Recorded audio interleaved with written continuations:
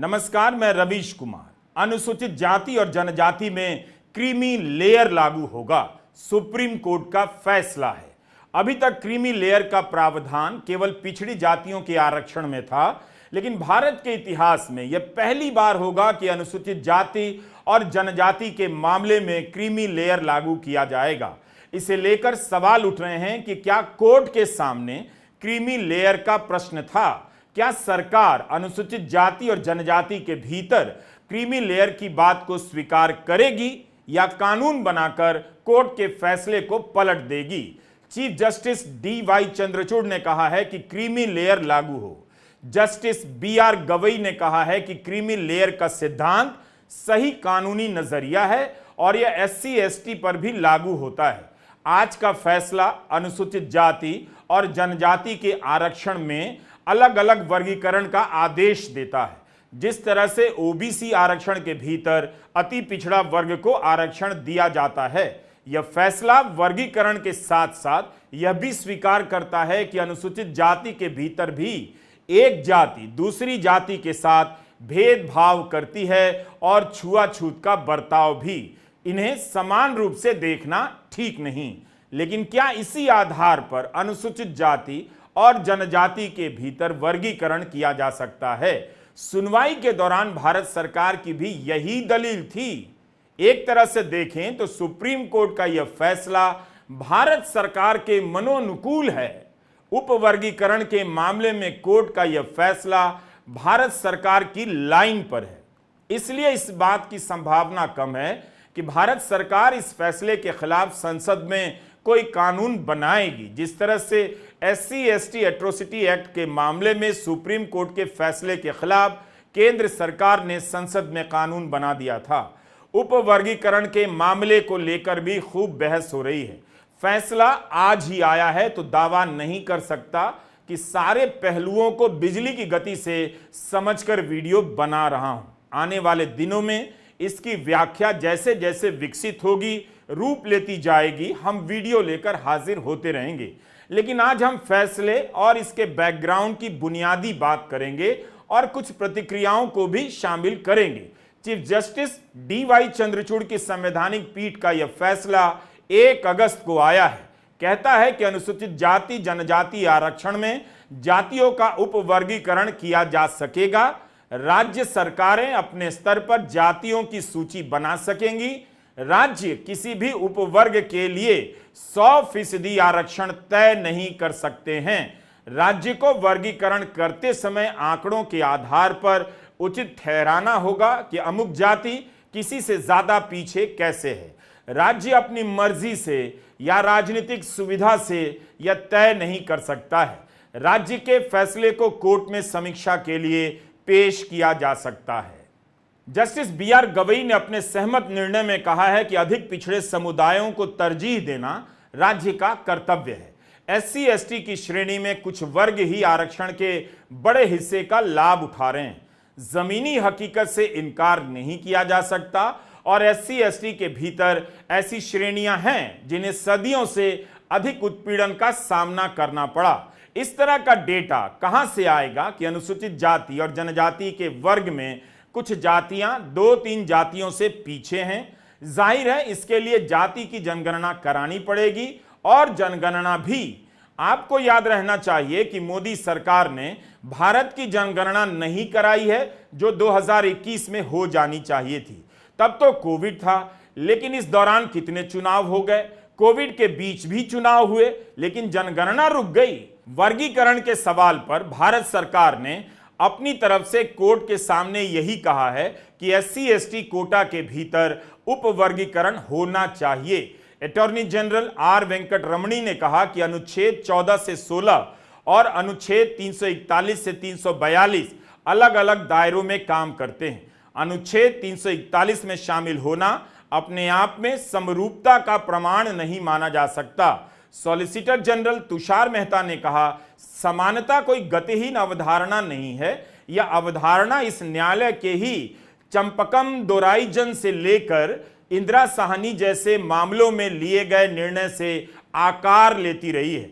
उपवर्गीकरण ऐसा मुद्दा है जो सकारात्मक हस्तक्षेप की प्रणाली को तर्क संगत बनाता है। इस फैसले का राजनीतिक असर तत्काल और दूरगामी होगा। इस फैसले में कई राय ऐसी है जिसे सामाजिक और राजनीतिक स्तर पर स्वीकार करना मुश्किल हो सकता है। राजनीतिक दलों के लिए उन बिंदुओं पर सहमति हासिल करना या उनका पक्ष लेना आसान नहीं होगा। लाइव लॉ में शहादत ने अपनी रिपोर्ट में लिखा है, जस्टिस पंकज मित्तल ने कहा कि आरक्षण एक पीढ़ी तक सीमित होना चाहिए। यदि पहली पीढ़ी आरक्षण के माध्यम से उच्च स्थिति तक पहुंच गई है तो दूसरी पीढ़ी को इसका हकदार नहीं होना चाहिए। जस्टिस सतीश चंद्र शर्मा ने भी इस दृष्टिकोण का समर्थन किया है। एक पीढ़ी के बाद आरक्षण नहीं मिलना चाहिए, यह वो पंक्ति है जो समाज में आरक्षण के विरोध में चलती है। औपचारिक और अनौपचारिक रूप से अदालत का हवाला देकर इसे अब कोर्ट किया जाएगा और फिर आरक्षण किसे मिले किसे नहीं, इसे लेकर विवाद बढ़ता जाएगा। आरक्षण की राजनीति यहां से एक और मोड़ लेने जा रही है। राजनीति ने अपने अपने तरीके से आरक्षण को विवादित किया है, कभी खुलकर तो कभी भीतर भीतर प्रचारित किया है कि आरक्षण का लाभ एक ही जाति या कुछ प्रभावशाली जातियों को मिल रहा है, उसमें भी कुछ परिवारों को मिल रहा है, बाकी को नहीं मिल रहा। इस तर्क का सबसे अधिक इस्तेमाल ओबीसी आरक्षण के विरोध के संदर्भ में किया गया जब मंडल कमीशन लागू हुआ और उसका विरोध होने लगा। लेकिन इस केस का बैकग्राउंड बताता है कि इस तर्क के राजनीतिकरण या राजनीति में इसके व्यापक होने से बहुत पहले 1975 में ही पंजाब में वर्गीकरण कर दिया गया। फिर आंध्र प्रदेश में वर्गीकरण का प्रयास हुआ जिसे सुप्रीम कोर्ट ने रद्द किया और इसी वजह से पंजाब में चली आ रही पुरानी व्यवस्था रद्द हो गई। वहां से यह मामला चलकर 7 जजों की संविधान पीठ तक पहुंचा। एक तरफ सरकार ने उपवर्गीकरण का समर्थन किया है, लेकिन जस्टिस बेला एम त्रिवेदी ने असहमति जताई है और असहमति जताने वाली वे अकेली सदस्य हैं। फैसला 6-1 से आया है। जस्टिस बेला एम त्रिवेदी अपनी असहमति में कहती हैं कि अनुच्छेद 341 के तहत अनुसूचित जातियों की राष्ट्रपति सूची में राज्य द्वारा कोई परिवर्तन नहीं किया जा सकता। संसद द्वारा पारित कानून के द्वारा ही जातियों को राष्ट्रपति सूची में शामिल या बाहर किया जा सकता है। उपवर्गीकरण राष्ट्रपति सूची में छेड़छाड़ के समान होगा। अनुच्छेद 341 का उद्देश्य SC/ST सूची में भूमिका निभाने वाले किसी भी राजनीतिक कारक को समाप्त करना था। अब इससे होगा यह कि बहुत सी जातियां खुद को अनुसूचित जाति में शामिल कराने के लिए राजनीतिक आंदोलन शुरू करेंगी और राजनीतिक वादे शुरू हो जाएंगे। जस्टिस गवई ने लिखा है कि वर्गीकरण के विरोध करने की सोच कुछ वैसी ही है कि कोई व्यक्ति जनरल कंपार्टमेंट में किसी तरह प्रवेश कर जाता है और प्रवेश करने के बाद दूसरे को आने से रोकने की कोशिश करने लग जाता है। जस्टिस गवई ने कहा कि जमीनी सच्चाई से इनकार नहीं कर सकते। अनुसूचित जातियों में भी कुछ जातियां ऐसी हैं जिनके साथ दूसरी जातियों की तुलना में ज्यादा अमानवीय बर्ताव होता रहा है। इस आधार पर अलग अलग जातियों के अनुभव अलग हैं। मेरी राय में भले ही राष्ट्रपति की सूची में इन सभी को एक वर्ग माना गया है, लेकिन जमीन पर इनका अनुभव एक समान नहीं। ईवी चिन्नैया के मामले में सुप्रीम कोर्ट का फैसला गलत था। जस्टिस BR गवई ने कहा कि वर्गीकरण का विरोध यह कहकर किया जाता है कि राजनीतिक दल अपने फायदे के लिए इसका इस्तेमाल करेंगे, लेकिन मेरी राय में इस तर्क में कोई दम नहीं है। Chief justice DY Chandrachud, justice BR Gavai, justice Vikramnath, justice Pankaj Mittal, justice Manoj Mishra, justice Satish Chandra Sharma और जस्टिस बेला एम त्रिवेदी की पीठ ने उपवर्गीकरण और क्रीमी लेयर का फैसला दिया है। जस्टिस BR गवई ने बहुमत के फैसले से सहमति जताते हुए अलग फैसला लिखा, जिसमें उन्होंने कहा कि राज्य को ऐसी नीति बनानी चाहिए जो SC/ST समुदाय में क्रीमी लेयर की पहचान करे, उन्हें अफर्मेटिव एक्शन सकारात्मक हस्तक्षेप के दायरे से बाहर निकाले। उन्होंने कहा कि असली समानता पाने का यही तरीका है। कोर्ट ने कहा कि किसी भी अफर्मेटिव एक्शन जिसमें वर्गीकरण भी शामिल है, उसका उद्देश्य यही है कि पिछड़े समुदायों को समानता का अवसर प्राप्त हो। राज्य उन जातियों के असमान प्रतिनिधित्व के आधार पर वर्गीकरण कर सकता है। संवैधानिक पीठ ने कहा कि अनुसूचित जाति और जनजातियों के बीच उपवर्गीकरण हो सकता है ताकि जो अधिक पिछड़ी जातियां हैं उन्हें अलग से कोटा देकर आगे लाया जा सके। अभी तक और आज तक अनुसूचित जाति और जनजाति के आरक्षण में किसी तरह का वर्गीकरण नहीं था, जैसे ओबीसी आरक्षण में क्रीमी लेयर होता है या एमबीसी अति पिछड़ी जातियों के लिए कोटा होता है। अनुसूचित जाति और जनजाति में इस तरह का वर्गीकरण नहीं था। 7 जजों की संवैधानिक पीठ ने बहुमत से फैसला देते हुए ईवी चिन्नैया बनाम आंध्र प्रदेश सरकार के मामले में सुप्रीम कोर्ट के ही फैसले को पलट दिया। 2004 में 5 जजों की बेंच ने फैसला दिया कि अनुसूचित जाति और जनजाति के आरक्षण के भीतर कोई वर्गीकरण नहीं हो सकता है, कोई कोटा नहीं हो सकता। कोर्ट के सामने उपवर्गीकरण के अलावा एक और सवाल था, क्या अनुसूचित जाति और जनजाति समरूप समूह हैं, होमोजेनस हैं, यानी एक वर्ग है। मिसाल के तौर पर अनुसूचित जाति में भी जितनी भी जातियां हैं सभी ने सामाजिक भेदभाव, हिंसा और अपमान, बहिष्कार एक समान झेला है। इन्हें अलग अलग श्रेणियों में नहीं बांटा जा सकता क्योंकि आर्टिकल 341 में इन्हें समरूप समूह की तरह परिभाषित किया गया है। सुप्रीम कोर्ट ने इस व्याख्या को बदला और कहा सबको एक समान समूह के तहत नहीं माना जा सकता, वर्गीकरण किया जा सकता है। Chief justice D.Y.. चंद्रचूड़ ने कहा ऐसा करना अनुच्छेद 14, अनुच्छेद 341 का उल्लंघन नहीं करता है। लाइव लॉ ने इसकी रिपोर्टिंग करते हुए लिखा है कि सीजेआई डी.वाई. चंद्रचूड़ ने अपने और जस्टिस मिश्रा के लिए लिखे गए निर्णय में ऐतिहासिक साक्ष्यों का हवाला दिया, जिससे पता चलता है कि अनुसूचित जातियां समरूप वर्ग नहीं हैं। उपवर्गीकरण संविधान के अनुच्छेद 14 के तहत निहित समानता के सिद्धांत का उल्लंघन नहीं करता है। साथ ही उपवर्गीकरण संविधान के अनुच्छेद 341(2) का उल्लंघन नहीं करता। अनुच्छेद 15 और 16 में ऐसा कुछ भी नहीं जो राज्य को किसी जाति को उपवर्गीकृत करने से रोकता है। एक ऐतिहासिक महत्व के फैसले को एक साथ कई भाषाओं में आना चाहिए था, लेकिन यह फैसला अभी अंग्रेजी में है, इसलिए अनुवाद में काफी समय लग जाता है। मुमकिन है समझने में भी चूक हो जाए। 8 फरवरी को ही सुनवाई पूरी होने के बाद फैसला सुरक्षित रखा गया। जाहिर है 5 महीनों में अनुवाद की भी व्यवस्था हो सकती थी। ऐतिहासिक साक्ष्यों को लेकर चीफ जस्टिस ने अपने फैसले में विस्तार से लिखा है। 1917 में सर हेनरी शार्प की बनाई डिप्रेस्ड क्लास, शोषित वर्ग की सूची के समय क्या मानदंड अपनाए गए इसके बारे में बताते हैं।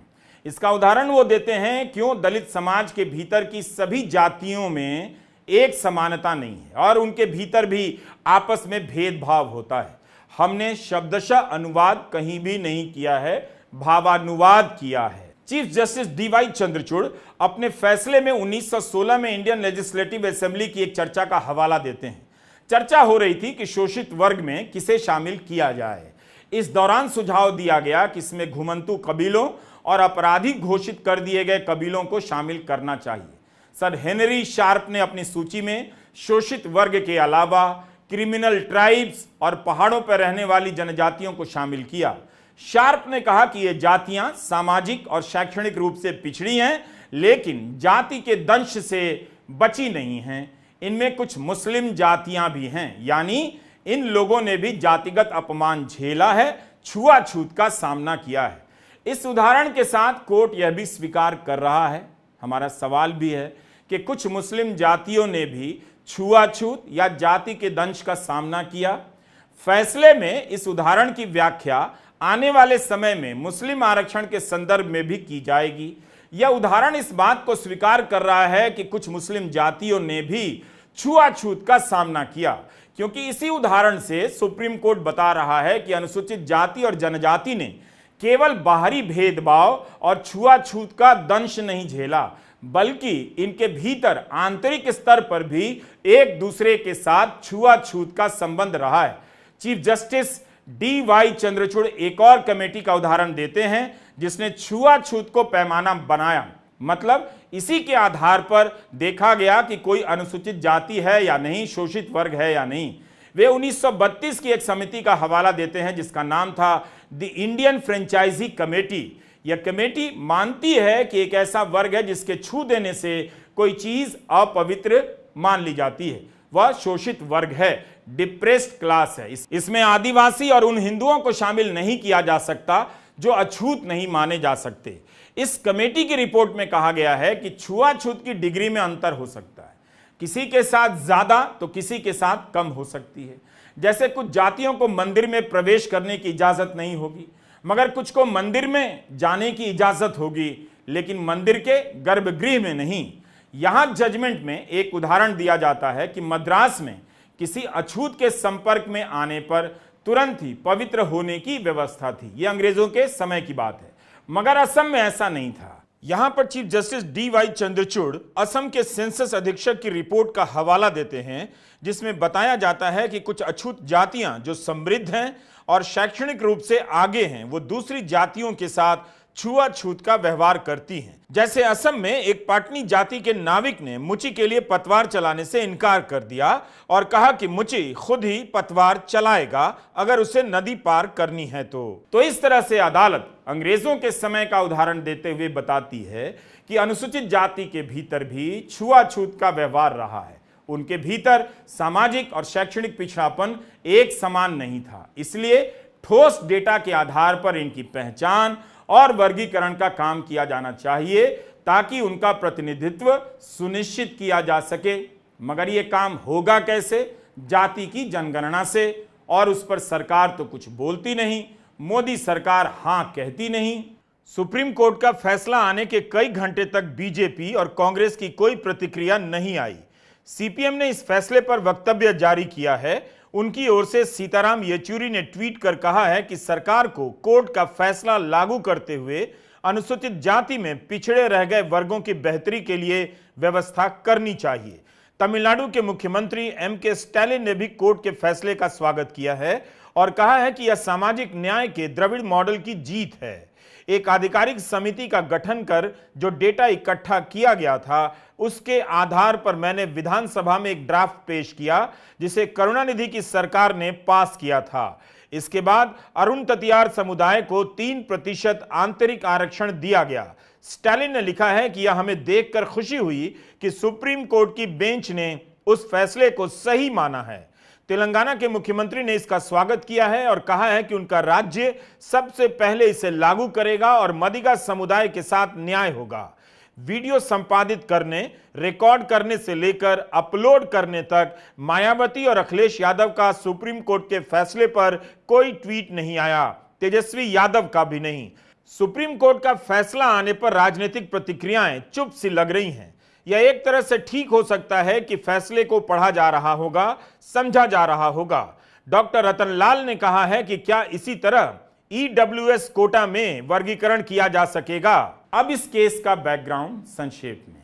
1975 में पंजाब सरकार ने एक नोटिफिकेशन जारी कर अनुसूचित जाति के 25% आरक्षण को 2 वर्गों में बांट दिया।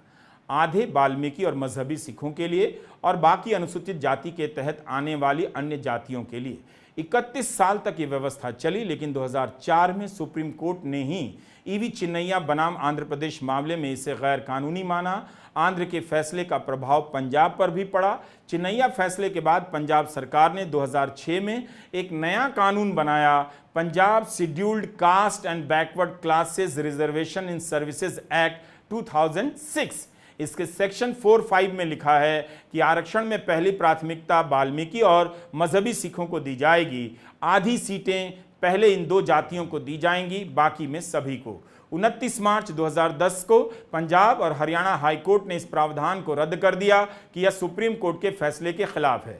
अब यहां से मामला सुप्रीम कोर्ट पहुंचा। पंजाब सरकार सुप्रीम कोर्ट से कहती है ईवी चिन्नैया मामले का जो फैसला था वो 1992 के इंदिरा साहनी बनाम भारत संघ के फैसले के अनुरूप नहीं था। 9 जजों की बेंच के इस फैसले में सुप्रीम कोर्ट ने कहा ओबीसी के भीतर कुछ जातियों को कम तो किसी को ज्यादा पिछड़ा माना जा सकता है। राज्यों को अनुमति दे दी गई कि वे अपने हिसाब से सूची बना सकते हैं। पंजाब सरकार ने कहा चिन्नैया फैसला गलत समझा गया कि केवल ओबीसी कैटेगरी को क्लासिफाई किया जा सकता है, अनुसूचित जनजाति या जाति को नहीं। अब 20 अगस्त 2014 को सुप्रीम कोर्ट के 3 जजों की बेंच ने इसे 5 जजों की बेंच के पास भेज दिया। 15 जुलाई 2020 को 5 जजों की बेंच इस पे सुनवाई करती है। Justice Arun Mishra, justice Indira Banerjee, justice Vineet Saran, justice MR. Shah और जस्टिस अनिरुद्ध बोस ने सुनवाई शुरू की और फिर इसे 7 जजों की संविधान पीठ में भेज दिया जाता है, क्योंकि आर्टिकल 14, 15, 16, 338, 341, 342, 342A की व्याख्या की जरूरत थी और जनहित में तय करना था कि इंदिरा साहनी का फैसला सुनिश्चित किया जाए। इसकी सुनवाई फरवरी में पूरी हो गई थी, जिसका फैसला 1 अगस्त को आया है। नमस्कार, मैं रवीश कुमार।